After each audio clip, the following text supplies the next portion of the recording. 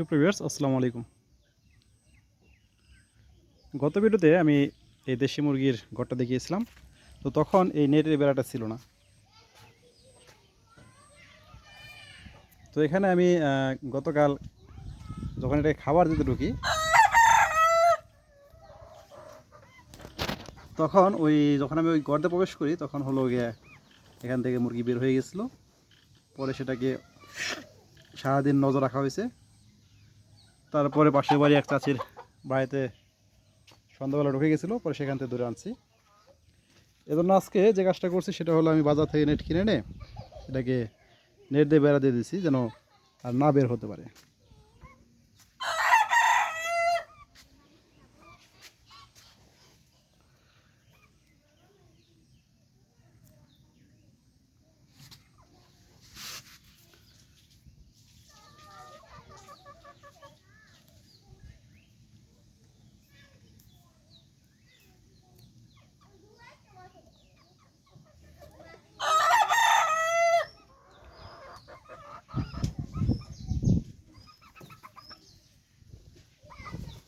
প্রিয় দর্শক, আমার এই উদ্যোগটা কেমন হলো আমাকে একটু জানাবেন।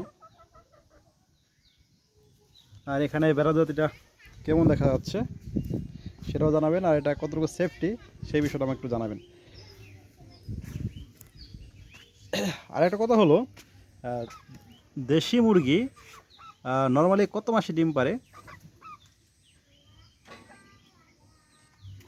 সেটা যারা অভিজ্ঞ আছেন তারা আমাকে একটু কাইন্ডলি জানাবেন।